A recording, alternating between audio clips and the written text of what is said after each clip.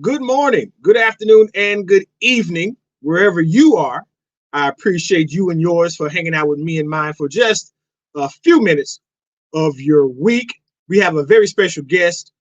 His name is Stephen Faust. He is an author that lives here in the mid-state. He is a native of Indiana. In 1979, Stephen Faust walked 3,506 miles. Yes, that's cross country from North Carolina to California. We'll bring him on in just a second. First up, I'd like to thank everyone for rocking with us always here on the Surround Sound podcast, streaming, download via your favorite reputable podcasting platform, and of course, following us via all social media. Just make sure you search Surround Sound podcast. Now, our guest for today, for this week, he's a former teacher. He's a former professor and media professional. He's authored 3 books, and his latest we'll talk about today. It is entitled A Leaf in a Stream. Please welcome my very special guest, Mr. Stephen Faust.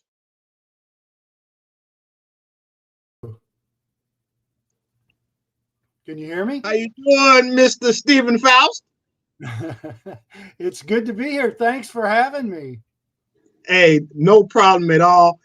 Full disclosure, I've known Mr. Faust here for a long time. He's one of the good ones. I'll say that just to sum it up. He's one of the good ones. Mr. Faust, you wrote a book.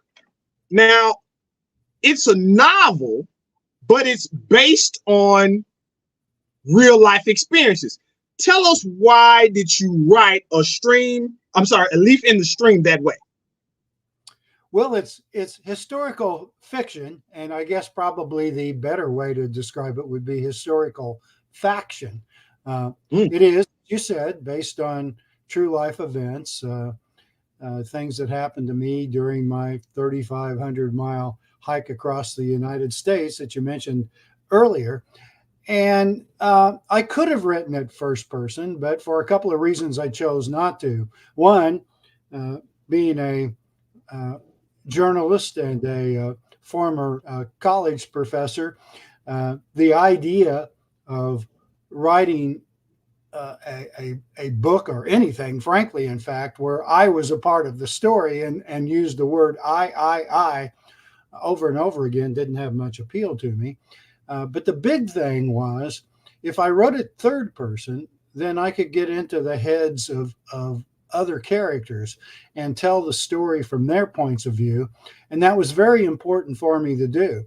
I did this walk across the country 40 years ago. And then in all that time since, many of the main characters in this book and a lot of the side characters too, I've had continued contact with, and they told me the story from their point of view and what was going through their head.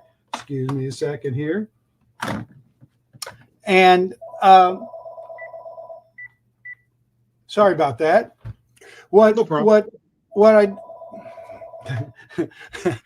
I decided to do was just to go ahead and get into their thought bubbles and let them tell the story through their points of view, and that way I could actually expand the story far beyond just my story about walking across the country. Yeah, give us a more, I guess, a holistic view of this experience that was shared by more than just you, I take it. Is that correct? Yeah, to give you an example of that, for example, when I started off to do this, the idea of walking all the way across the United States, blowing myself up from my job, selling everything that I owned, and spending 18 months on the road like I did was a pretty audacious thing. And it was also a pretty selfish thing. But back then, as a younger man, I just viewed it through my prism. And I didn't realize what it was doing to other people, that it was having an effect on other people, like my parents, for example. And eventually they told me their stories and their perceptions of everything that was going on.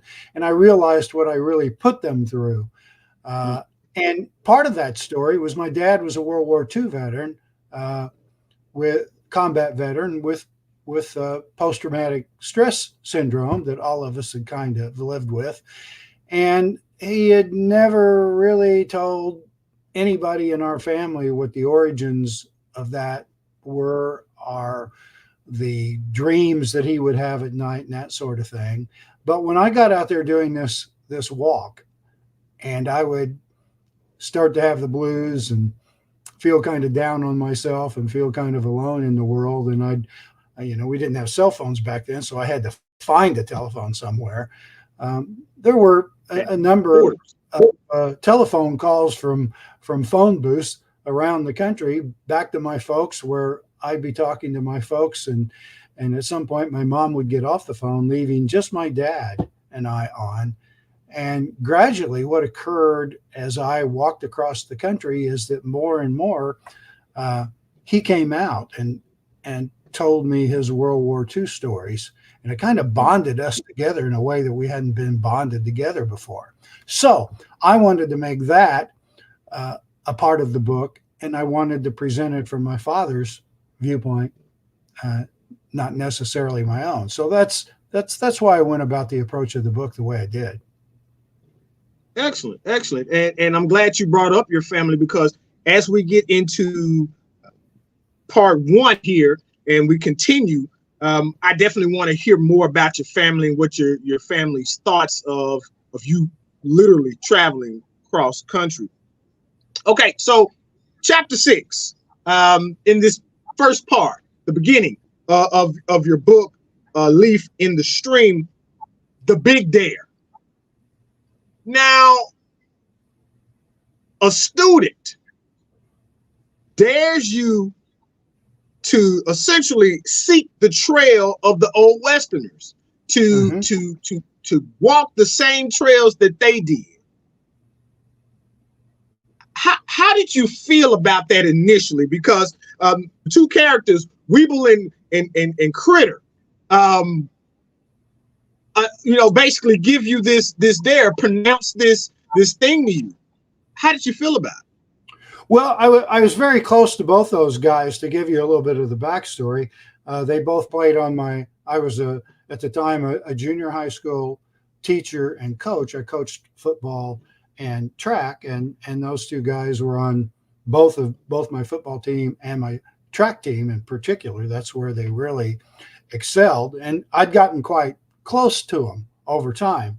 So I think they kind of felt like they had certain freedoms to speak their mind with me that other students would have been a little bit more closed mouth.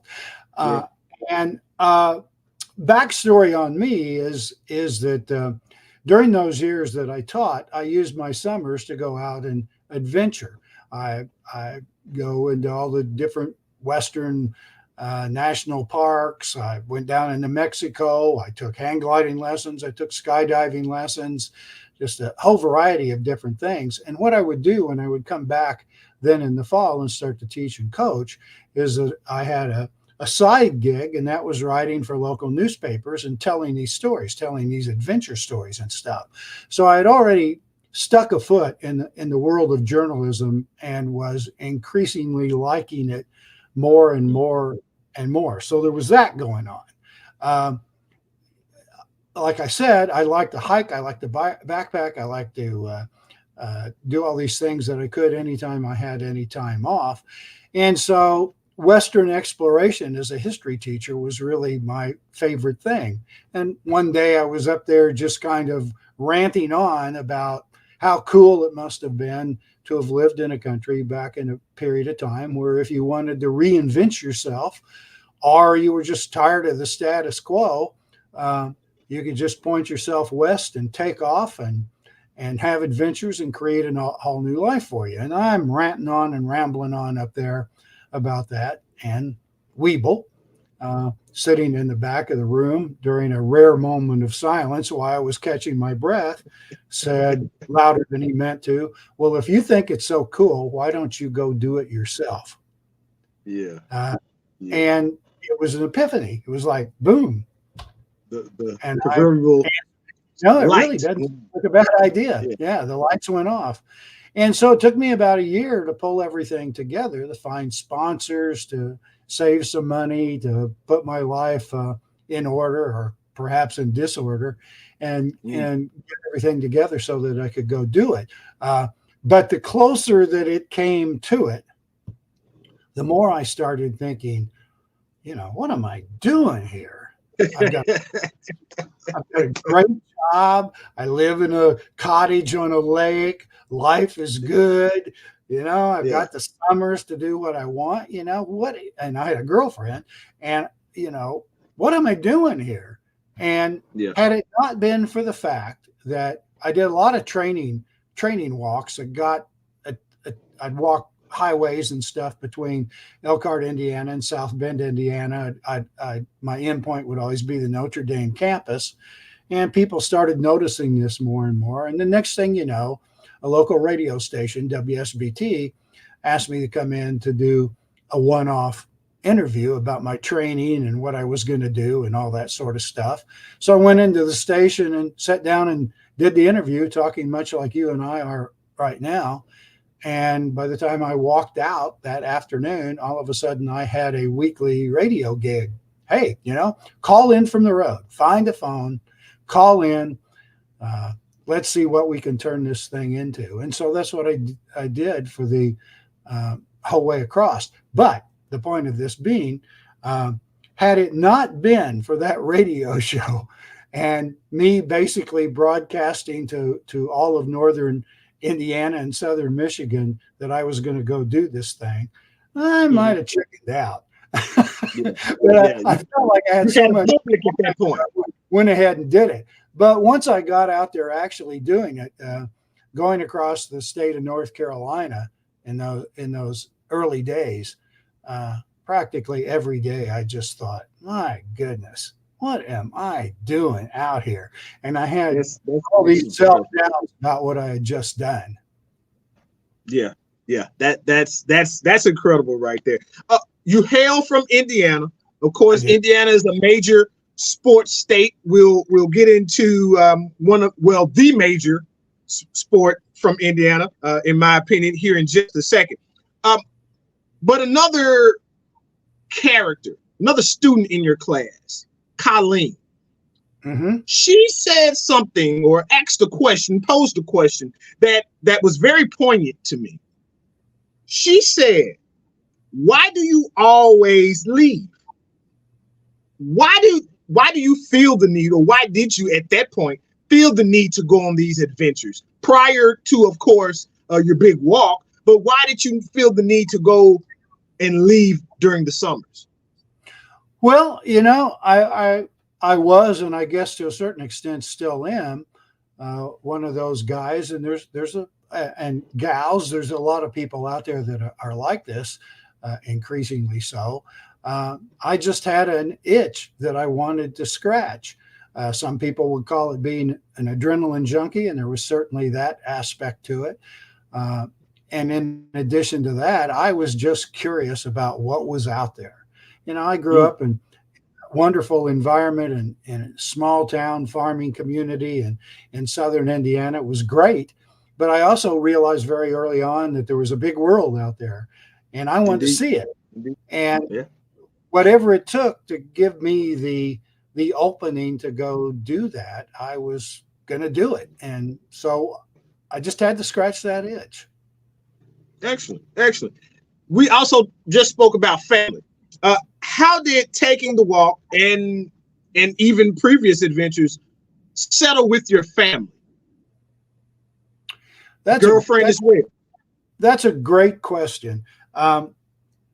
Because I'd been doing this so long, and I'd been stretching the boundaries a bit farther and farther each time that I did it. I'm a popular guy here this afternoon for some reason. Hey, it's all good. Let it ring. We'll talk over. I lost my train of thought here. You've been stretching the boundaries as far as your adventure. Yeah, I was. Each of these things got continually a little bit more outrageous, and I don't know. I can't say that I was purposely conditioning my folks to this, but by just stretching it a little bit farther and a little bit farther each time, by the time I came home and announced to my parents that I was going to quit my job and walk across the country, they were probably the only two people in my life that didn't look at me like I was totally nuts. Everybody else thought I was nuts. Everybody. But they, I guess they'd almost been waiting for the other shoe to drop, particularly my father, who, to go back to his story again, he was an older man when World War II came around, a teacher, a child. He was not ever going to get drafted into the military service, but he went ahead and joined up, volunteered to fight for our country during World War II. And I think he innately understood that sometimes there's just some things that happen to you in life where you just feel like you've got to go do it. And got to go. Yeah. And you got to do it. And he was just very accepting of it. So all the way across, they were just really, really helpful and acceptant. Hence the phone calls home when I was having a down day or felt blue about what it was that I was doing. They would never fail but to offer me encouragement. But like I said, everybody else, are you nuts? Why are you doing this? Heard it over and over. Yeah. Yeah. Okay. When I think of Indiana sports, the major export here is basketball. Yes, sir. And there is the stage is being set where women's college basketball's preeminent player right now, Caitlin Clark, she has declared for the WNBA, and since then she has broken Pistol Pete Maravich's record for D1 points scored. And guess who happens to have the #1 pick in the WNBA this coming year? The Indiana Fever. That's right. Your thoughts on Miss Clark possibly becoming a member of the Fever? Oh, I love it.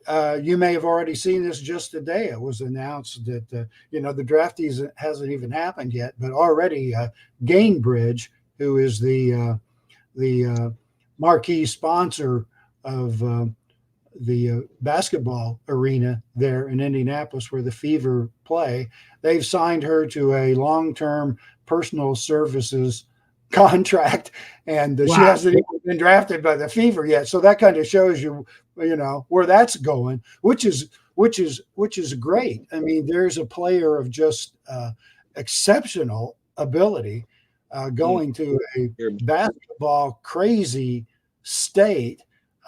It's just a dream come true, I think, for everybody concerned in the state of Indiana, and outside of the state of Iowa, where she obviously rules the roost. I can't think of a place where she would fit in better than another largely rural agricultural state that's basketball mad, like in Indiana. In a way, all the comparisons are with right now with Pete Maravich, justifiably. But when I think about this and her going to play for the Fever, I think more about Larry Bird and the long-term effect that he's had on the state throughout his career. I think, in a sense, more than being a female Pistol Pete Maravich going forward in the state of Indiana, she's going to be a female Larry Bird. Excellent. Yeah. And to be honest, all three of the people that you just named, excellent shooters, excellent handlers of the ball, and more than excellent passers of the ball as well. Hey, you have to come back on and do some sports as well. So, yes, sir. Yes, sir. What was also interesting to me about the state of Indiana's affinity for Caitlin Clark is the men. The NBA's Indiana Pacers even sent kudos to her in breaking the all-time D1 points scored mark. Well, that's an excellent segue. We'll talk about pace setting here shortly. To everyone that is listening via streaming or downloading via your favorite podcasting platform, we definitely appreciate you tuning in with us. We have author Mr. Stephen Faust, the author of the novel A Leaf in the Stream.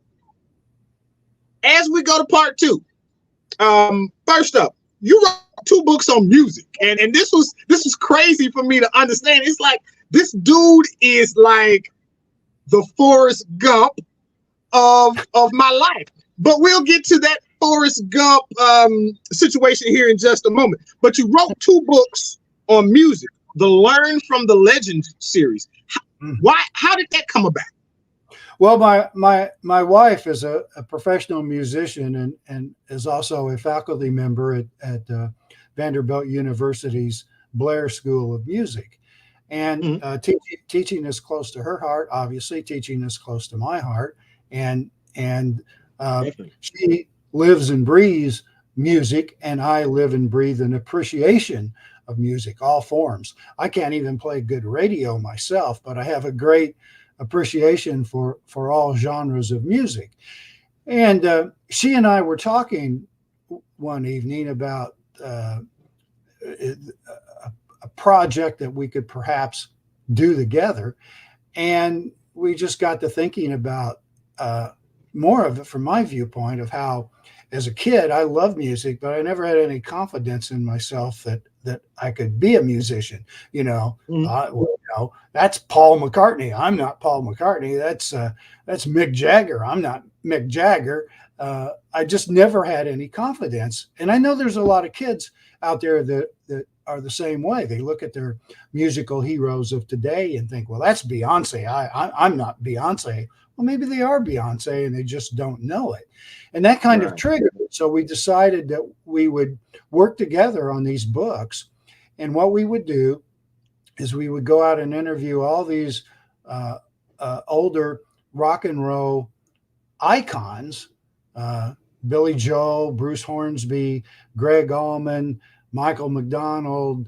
The list goes on and on from there. But we thought, if we could somehow tap into this, then my part of the book would be interviewing these people and asking them what they were like when they were kids at the period of time when they discovered music and why it was they went into it and what mistakes they made and what things they did right and all that sort of thing. And then Karen, my wife's part of the interview, would be sitting down with them and playing together on keyboards so that they could figure out drills and licks that they could do to teach students, so that if they wanted to learn how to play like Billy Joel or, again, Michael McDonald or any of these guys, they could practice these drills over and over. So the books are 2 pieces, the interview backstory part of it and then the instructional part of it. And they seem to work real well. And we got a lot of people who signed on to be interviewed just because they liked the concept of it. Learned a lot. Interview / tutorial. Yeah. It is that is an awesome concept. Okay, so the aforementioned Forrest Gump adage. Okay, so you just name dropped some killers in the music industry. And then you walked across country. There is a striking resemblance to Forrest Gump. Is this, I don't necessarily want to ask, is this movie based on you? But how do you feel about the symmetry there? Well, yes, the book has nothing to do with me whatsoever, or the movie and the book preceded. It has nothing to do with me. That came completely from the imagination of the author. But when I saw the movie, I was blown away by how accurately they got what parts of that experience were like, where Forrest is running back and forth across the country repeatedly. It wasn't that far from the movie was not that far from the reality that I discovered. People would just come out of nowhere to contact me and find me. And that was demonstrated in the movie by those groups of people that would follow Forrest around. Now, I never had a group of people who followed me around, but I did have, in a lot of different situations, individuals that would seek me out and then walk for a day or part of a day with me, where we would just talk about life and things like that. It would not be unusual. In all seriousness, it would not be unusual, because there was a lot of media in front of me. I did this on purpose because I thought it would make my trip more interesting and also easier. So anytime I had an opportunity to do a newspaper or a radio or a television interview, I did it, knowing that by the time I would actually reach a community or whatever, that there'd be this wave of publicity in front of me, and I would be walking into a community not as some dirty, disheveled stranger that maybe you should be afraid of and keep your children away from. Instead, what happened is that people would go, "Oh, there's that guy. I just read an article on him, or I heard an interview with him, or blah, blah, blah." And they would seek me out. And it got so outrageous that it would not be unusual through the Great Plains, where things are pretty stretched out anyway, where people would drive as much as 150 miles one way just to find me alongside a highway or a road and bring me a piece of pie, or ask me to spend the evening at their house and things like that. It was amazing. So the Forrest Gump experience was, I was blown away. It just, how could the movie makers not have experienced that, yet they got it right? Even had state troopers bringing you milkshakes. Yes, which when I was walking across the Utah and Nevada salt flats, and the temperature was, 110, 115, no shade in sight, pretty rough stretch of country. There was a Utah State Patrol officer who took me under his wing because I was on his route, and I would walk within scene distance of I-80. And when he would come along on his patrol every day, when he saw me, he would stop, blurp his siren, and I would leave my trail and come over to the side of the road, and he would bring a jumbo size chocolate milkshake that he kept in his cooler all day, especially for me. And I can't tell you how delicious that was. We'll get into that, the third aspect, the long way home. We'll get into that third part of your book here in just a moment. First, I want to get into part two. Now, we were talking about music there for a second, and part two, the section is titled Reality Sets In. And then in chapter 17, Voices in My Head. That was, I don't know, I took a personal liking to that part of the book, because I'm a walker. Now, in no way am I walking 3,000 miles. I probably haven't walked 3,000 miles in my life, but I'll walk a good, sometimes in my stretches, I'll walk 4 to 6 miles, and really, I'll just have my music on, and I'll have these conversations with myself. And what I truly learned from this is the connection between your mind and your physical self. My question to you is, what were those conversations like? How did you continue to propel yourself to want to continue and finish what you set out to do? Well, that's really a two-part question there. And to answer the first part of it is the one constant thing is that if you're spending 98% of your time alone walking, Mm-hmm. the tape loop goes round and round in your head. And when you're in a positive frame of mind, that's not such a bad thing. It can be inspirational, it can be motivational, all those good kind of things. Long distance runners and go through, I think, the same sort of thing. The dangerous part of it is when you're having a bad day, are you struggling mentally and perhaps physically too because of the elements, or maybe you're having a bout of blisters or something like that I was prone to having. But when that tape loop is negative, oh boy, it can get really self-destructive, and that's when it was tough to keep going.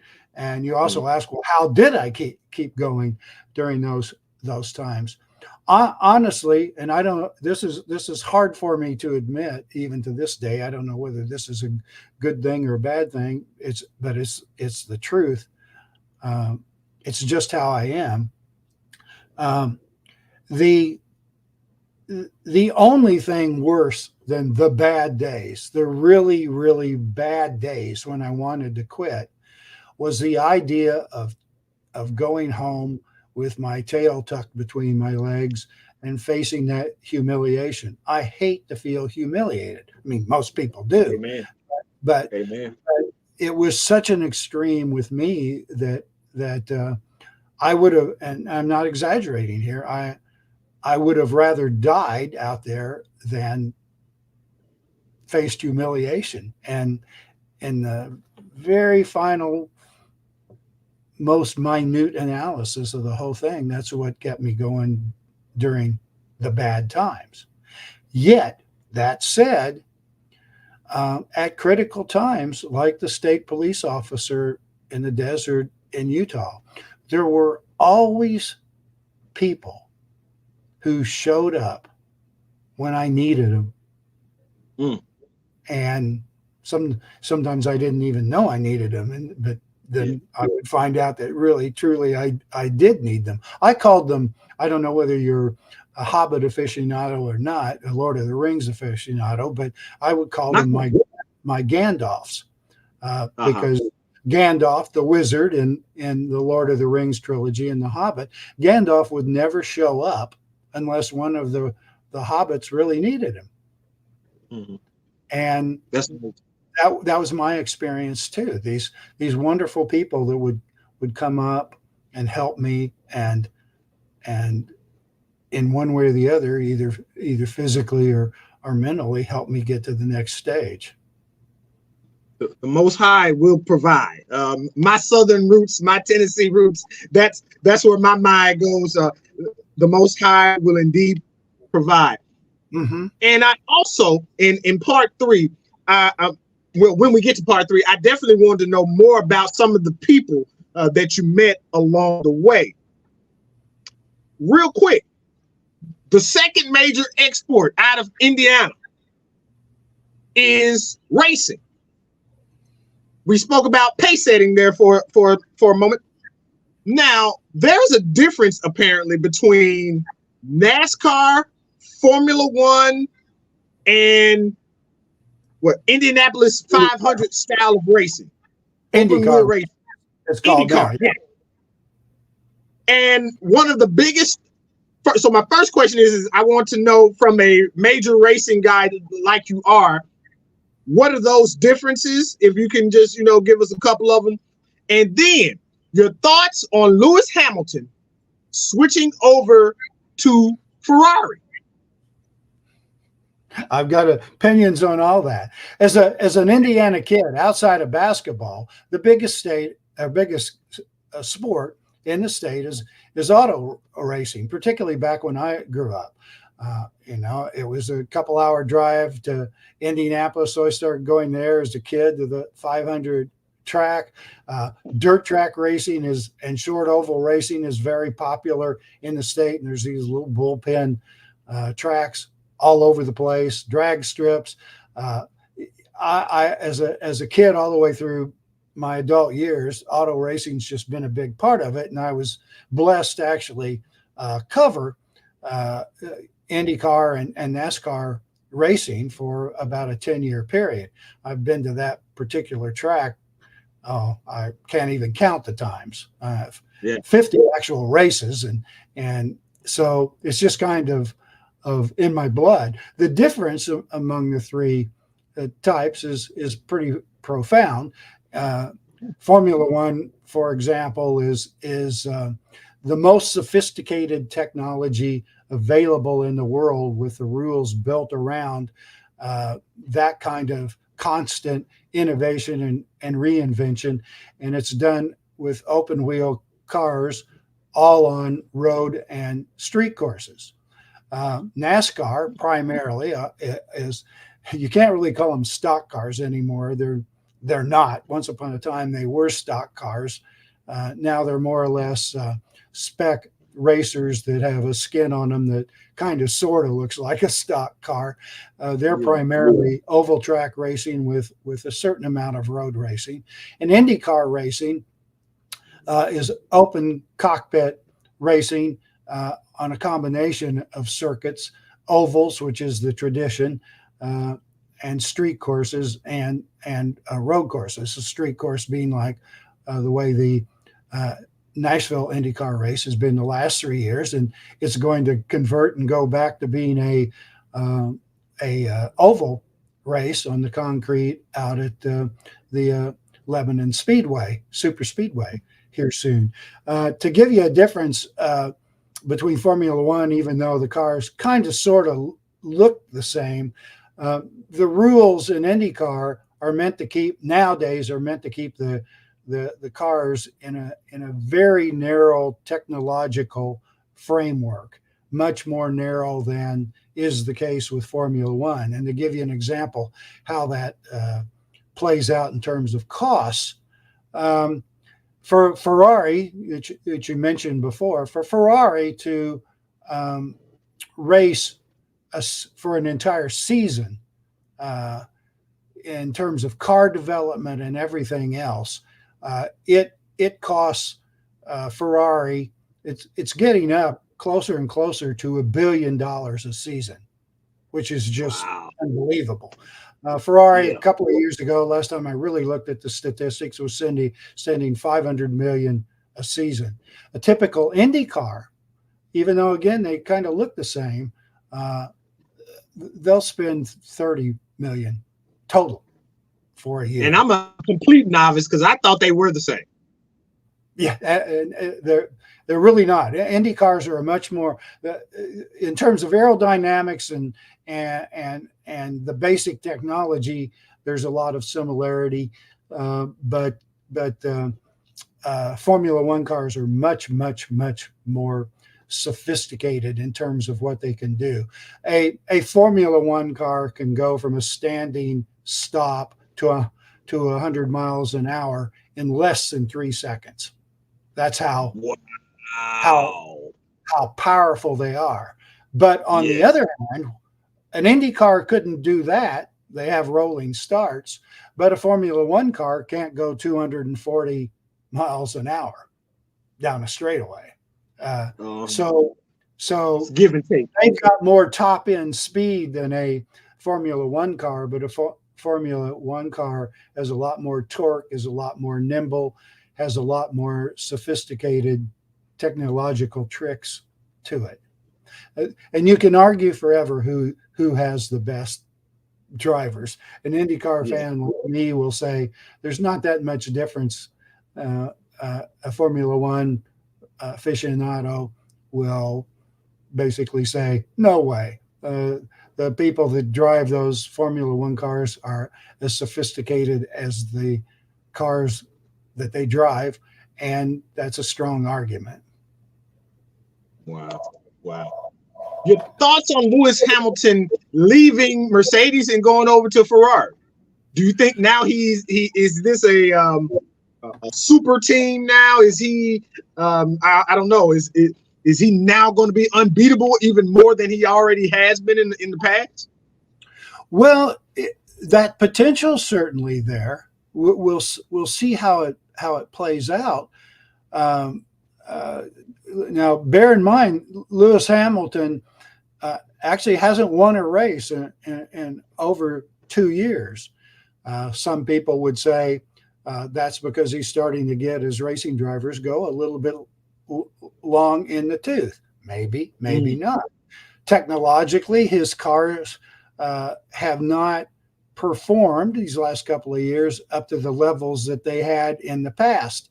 And so the hope is,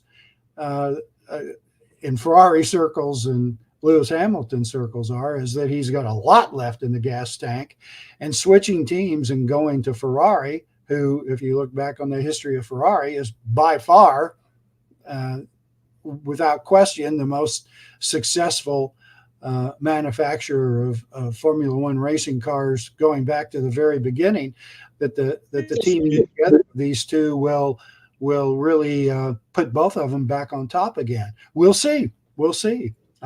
I don't know. I'm as curious as anybody. I can dig it. As we said, I'm sorry. It's going to be fun to watch. Indeed. I just remember a period of time, and now that you say it's been 2 years, it's almost like wow. But I remember a period of time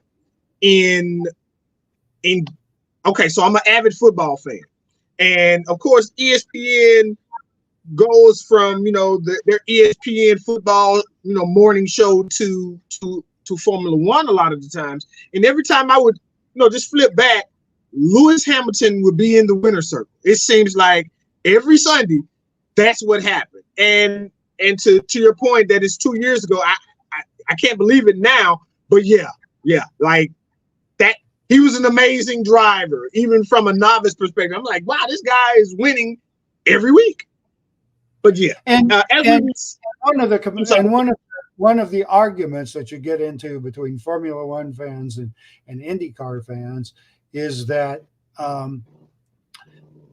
because there's so much technological innovation and stuff like that goes on, when some manufacturer gets ahead of the game, or they figured something out aerodynamically or in their engine or something else that is superior to all the other teams, and you pair that superior car with that superior driver, then the races end up looking like a parade. The same winner every year, very few passes. In a typical Formula One season, and a typical IndyCar season, there will be more passes for position in a single IndyCar race than there will be for the entire season in a Formula One race. And it boils down to technology largely. And so that's, but again, you're going to get fans on both sides that are going to argue back and forth which is the superior thing to watch and whether they get the most enjoyment out of. Excellent. To everyone viewing us on socials, we definitely appreciate you. Make sure you also go and download and stream via any reputable podcasting platform. Just search Surround Sound Podcast. That's right. We're on Apple, Google, Spotify, iHeartRadio app, of course. Just go and check us out. The Long Way Home, Part 3, chapters 62, 61, and 64. You met some rather incredible people, as you already preluded to. You've met some incredible people. And as you were talking about the state trooper, I want to say that chapter was entitled Purgatory, and he gave you the option to quit, to go home if you want to stop, whatever, what have you, because you didn't take the easy route. As I was looking, you went over. As I was looking the course that you took, you went over the Smokies, you went over the Ozarks, you went over the Rockies, you went over the desert in Nevada, but you didn't quit. Tell us about one of the more poignant people that you met during your time in Nevada and in the desert. In Nevada, right?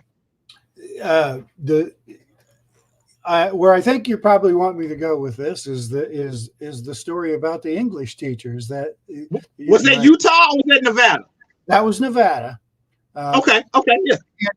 Okay, a bit of a backstory here so that people understand this. Since I was doing this weekly radio show from the road via remote with the technology that existed back then, basically a telephone, I was always looking for stories.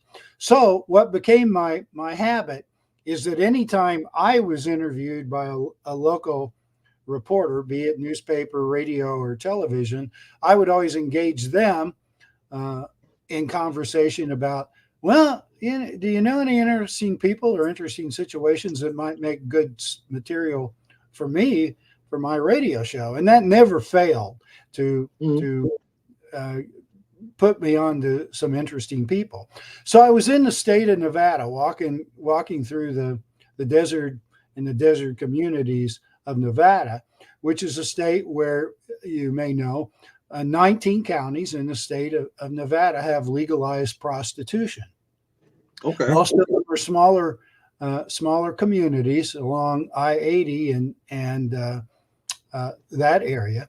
But when I got to this one small town in Nevada that go nameless, I met a local reporter in a local cafe to do an interview, and after he got what he needed, then I asked him my question, and he said, yeah, there is one person in town that I've always wanted to interview. She belongs to my church, but she won't do an interview with anybody locally, but I suspect she just might do one with you because I know she wants to tell her story so people understand her, and maybe, just maybe, she'd be willing to go on a live radio show that was broadcast 2,000 miles away in Indiana, because it wouldn't create any ripple effect for her here. And what her backstory is that she was a local high school English teacher, a widow. She'd been a teacher there for years, an avid churchgoer. She was also a sponsor of the Home Ec Club, a real pillar of the community. And that was her day job.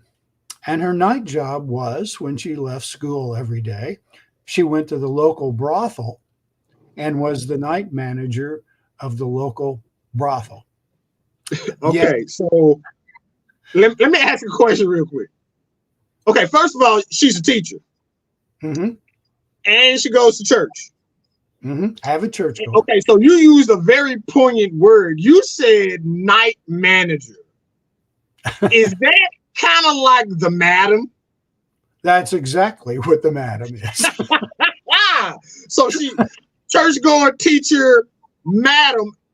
The irony here that I saw, in reading the book, is that home ec, this home ec situation, like, that's just ironic to me. Nonetheless, her story. Yeah. Go so ahead. You can imagine. I thought, but I just wanted to make sure that was clear.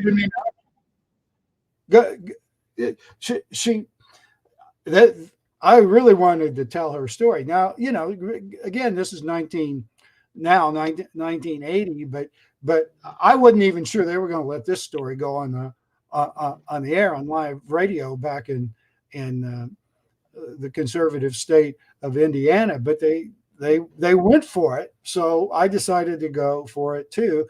So we made arrangements for her to meet me at the brothel in her office to do this live radio. Okay. From her office phone upstairs. So after giving me a brief tour of the premises, which is another story in itself, we went upstairs to her office where she was actually very excited to tell me the backstory as to how all this came to be. Another thing you have to know here is that small town Nevadans at the time back then, I found Nevadans to be among the most interesting people by and large, all the way across the country on the walk, and it was because there's not a lot in Nevada, particularly in those smaller desert communities. By and large, people live there because they want to. Wow. And so industry-wise, you're saying there's not a lot.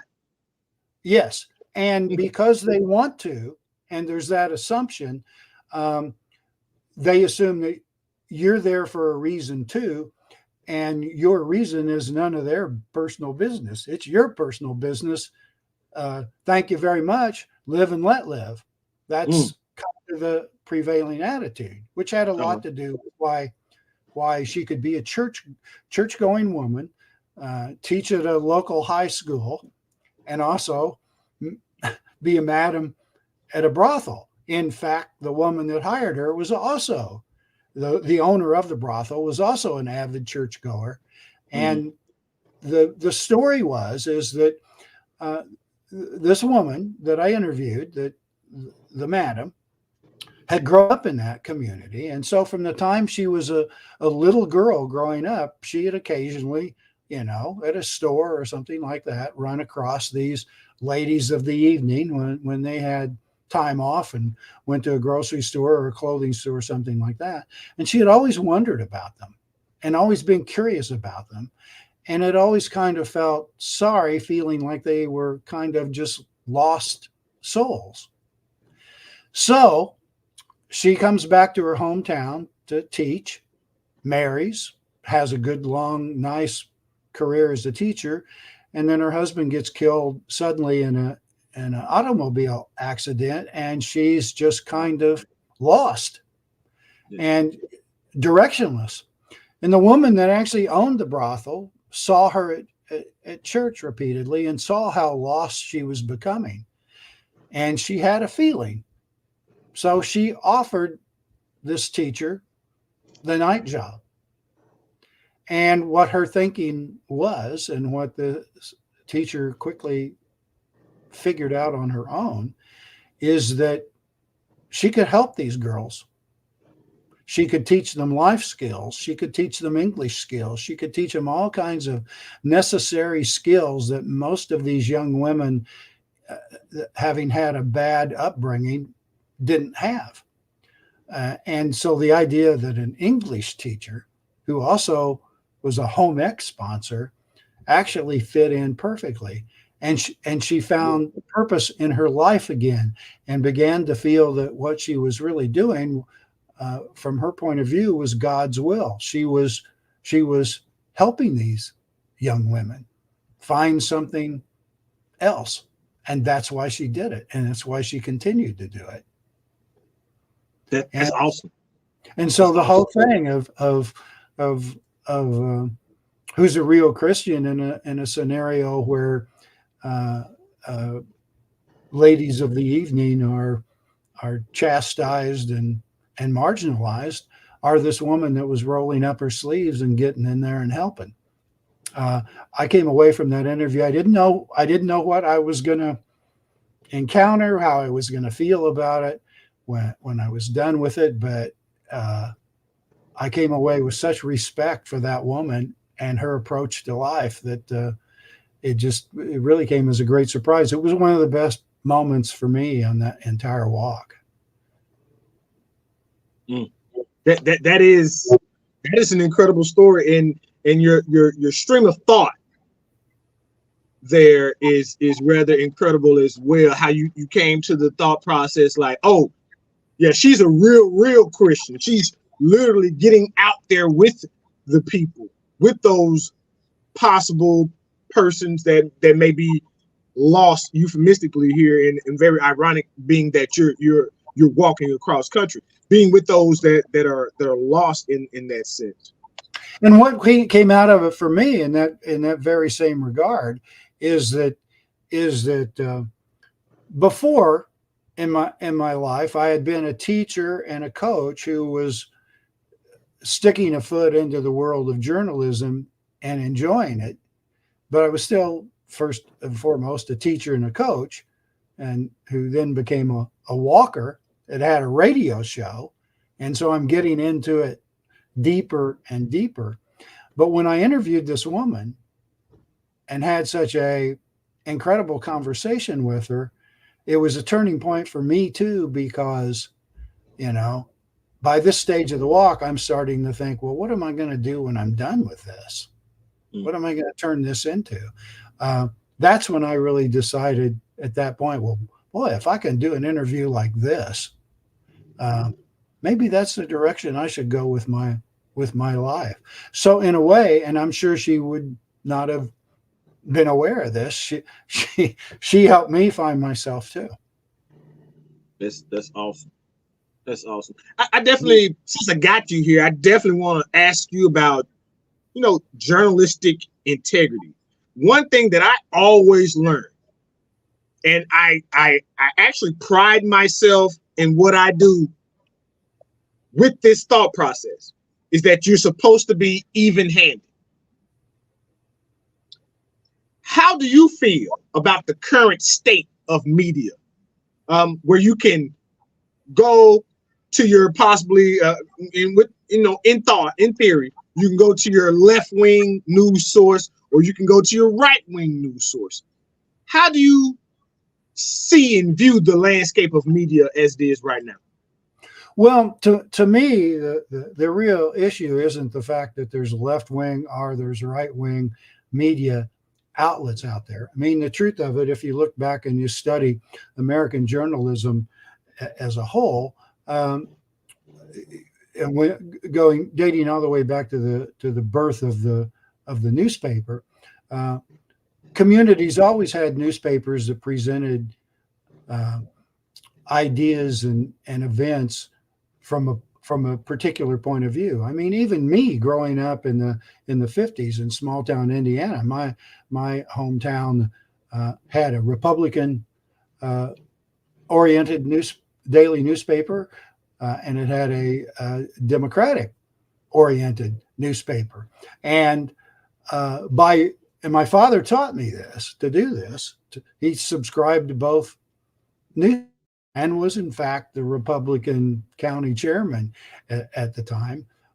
He said the only way you can really get an idea of the truth is to read both, Amen. Consume both, and then ask the proper questions afterwards. And I've carried that with me my entire life. So the idea that you might have a right-wing oriented cable news network out there, and you might have a left-leaning one as well, that doesn't bother me at all. That's just kind of the history of American journalism. And I might add, in this day and age, you can also find those journalistic organizations out there who play it straight down the middle and do their best to do that. So my point of view on this is it's not what's available, it's how you choose to consume it.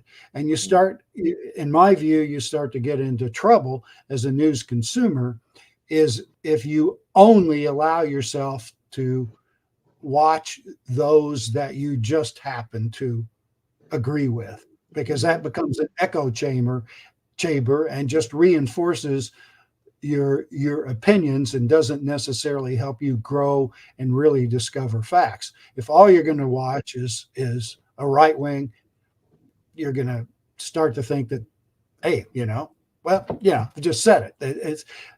It's consumption to me. I try to look at it all so that I can come up with what I think is a reasonable perspective.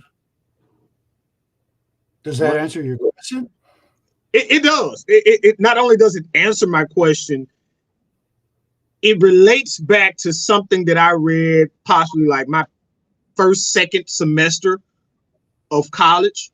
It said it was on the back of a book. It said, you don't truly know your argument unless you know your opponents. Exactly. And that's what you said. You know, when in consuming information, make sure you know all the different backgrounds of the people that are giving it to you, and you'll then truly find the truth. My last question. I'm sorry. Go ahead. Yes, sir. Go ahead, Mr. Faust. Well, yeah, I basically was just going to reiterate what you say. You know, this is just me and my personal opinion, but I already know what's inside my head. I already know how I think. I don't need to have somebody tell me, "Oh, you're right," or reinforce that. I'm much more interested in hearing points of view that run counter to what I may think, because who knows? Maybe they're right. Maybe I need to be listening to this, or maybe the truth is somewhere in between the two. True. Very true. Yes, sir. Yes, sir. My last question in reference to a leaf in the stream. At your lowest point, at your just most lowest point, did you ever think that death possibly was in question? Oh, absolutely. And that happened in several different occasions under several different sets of circumstances.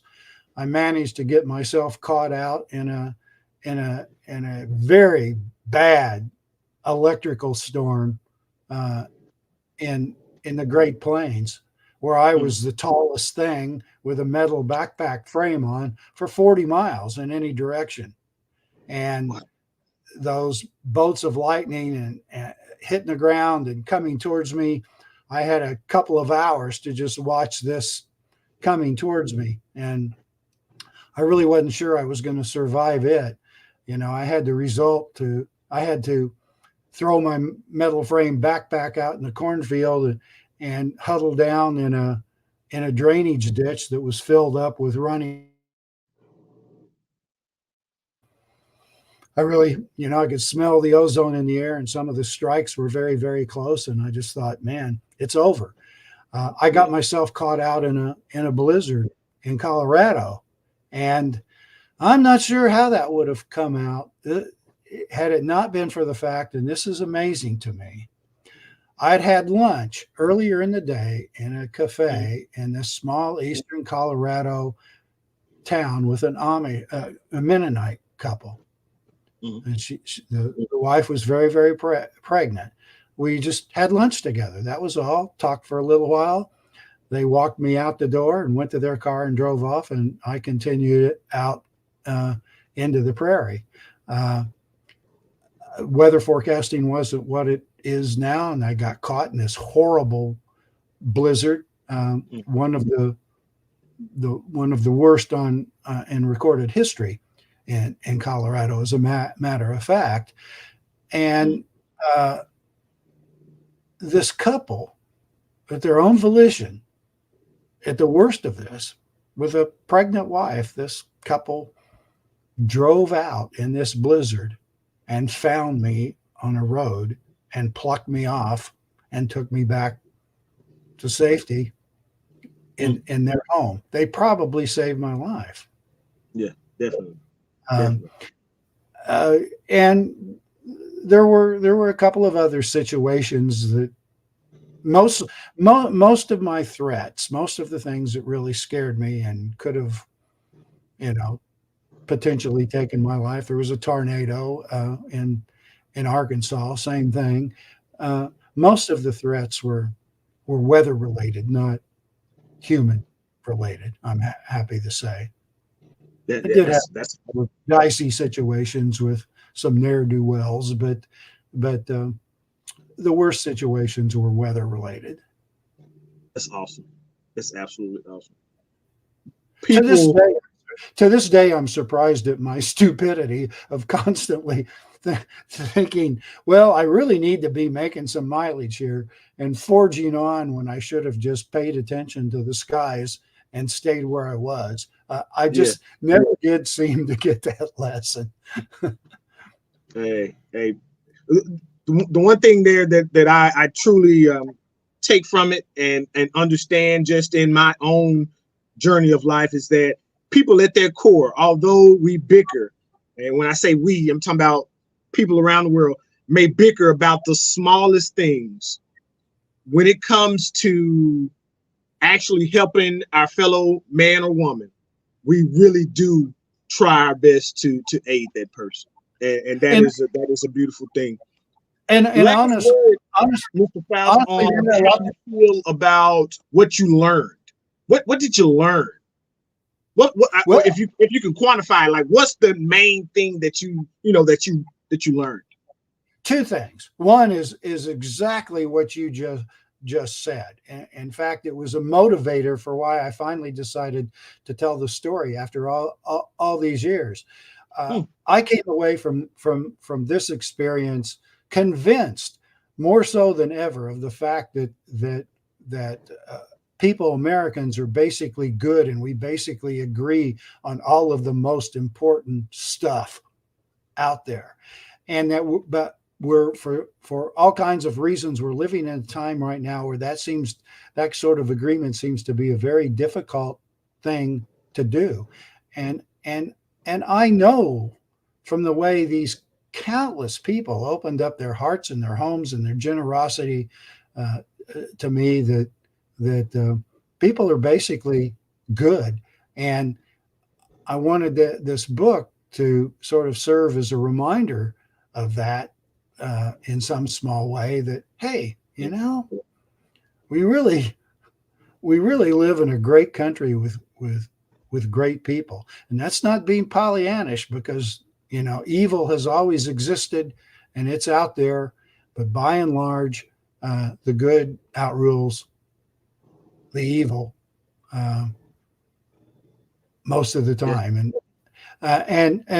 I definitely I agree. guess the other thing that I really learned, and I've touched on this too, is just um, opening up one's ears and eyes and listening to what the other guy has to say, Yeah, and let them tell you their story, like the teacher madam in uh, Nevada. Just you know, listen for a little while and let them tell you their story, and then see what kind of effects that has on you.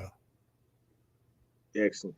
Yes, sir. Yes, sir. In just a moment, for those that are listening and viewing, we'll get into the sign of the times. The title is The Big Ticket. This is when I give you just a segment, a snippet of what I learned this week. And of course, with no doubt, it'll be relating to our conversation here with Mr. Stephen Faust, author of A Leaf in the Stream.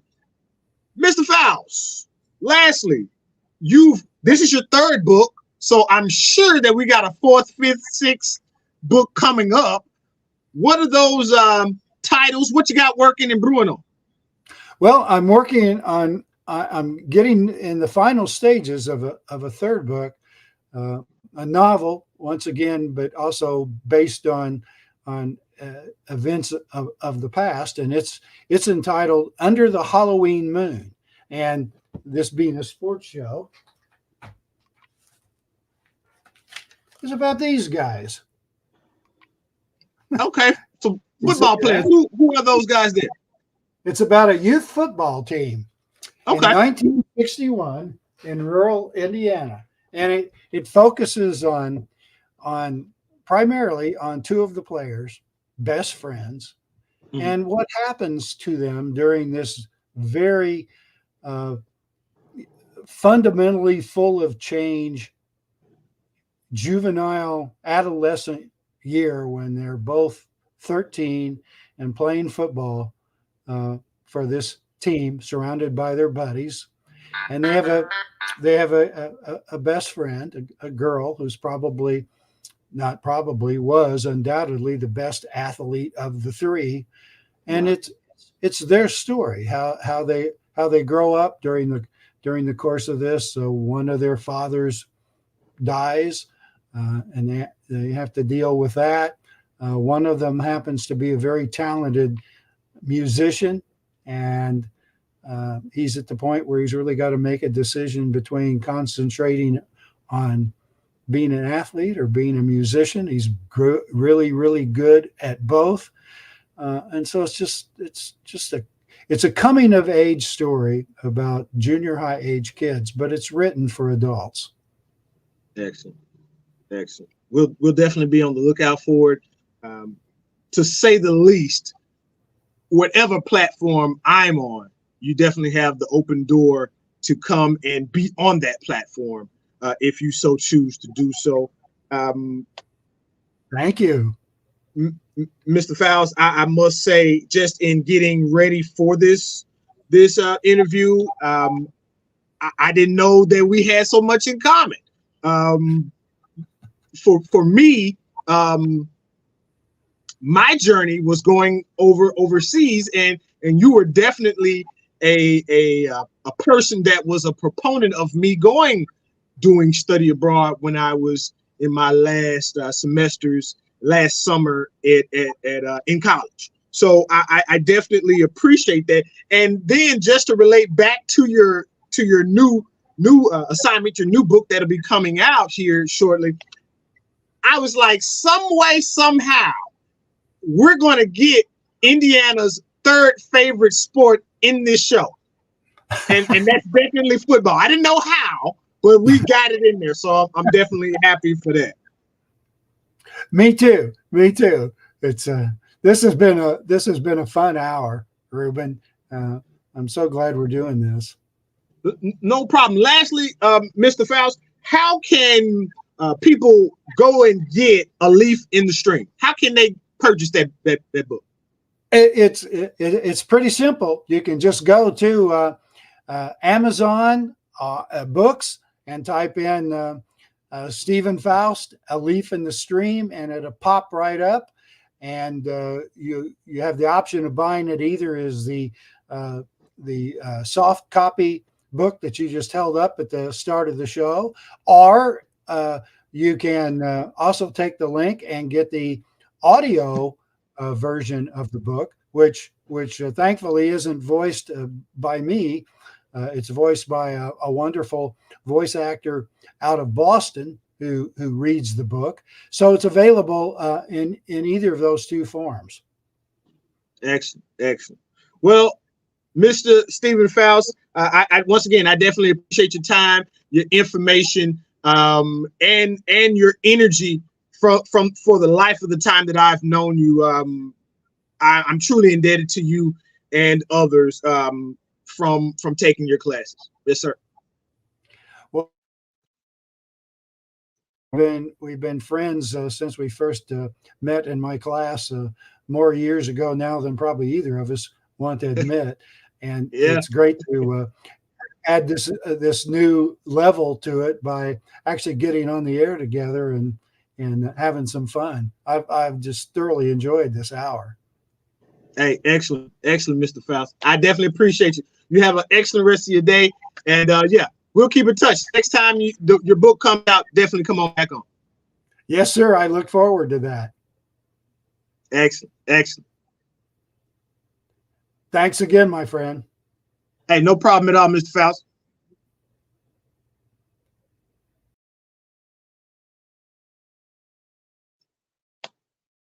All right, time for the sign of the times. Where do I start? As you heard, Stephen Faust, professor at MTSU. I took Mr. Faust for News 1 and News 2. And I must say to 3 other individuals, a big thank you to all 4 of you guys. Janine Farmer, Belinda Hudgens-Noblet, and Forrest Sanders. If not for these 3 individuals, I may still be in school right now. And then with the tutelage of Mr. Stephen Faust, hey, I ended up graduating and doing what I am now. Well, the sign of the times for this week, the title is The Big Ticket. Now, my first frame of reference when it comes to tickets are two things. The first is Willy Wonka and the Chocolate Factory, where the lead character wins this ticket to go to his favorite source of candy. And he goes, and we know the story and all that happened there. That was his big ticket. Secondly, you have the big ticket, Mr. Kevin Garnett, the guy that started a whole wave of jumping from high school to the NBA. His nickname, KG, amongst others, the big ticket, he was a lot of people's ticket out of more lean times. Well, the thing about that is they knew where their ticket was and where it was taking them to. Mr. Faust, or should I say Jonathan in A Leaf in the Stream, it was a lot of indecision there. Jonathan didn't necessarily know right offhand that this would be something positive for him. But you know what? He listened to individuals that were more than likely half of his age. I remember my father saying something back when I was growing up. He would always say, you always got to listen to somebody sometimes. My preacher at the time reiterated that very same sentiment, saying a broke clock is right at least twice a day. See, Mr. Stephen Faust is a teacher's teacher. You know how they have coaches in sports that we call a teammate or a player's coach? See, Mr. Faust was a student's teacher. He wasn't afraid of the challenge from Weeble and Critter. He wasn't afraid of the thought process that Colleen was issuing to why he was leaving. He took it in, absorbed it, and it made him a better person. As we talked about today, he truly understood what his ticket was and what it was all about.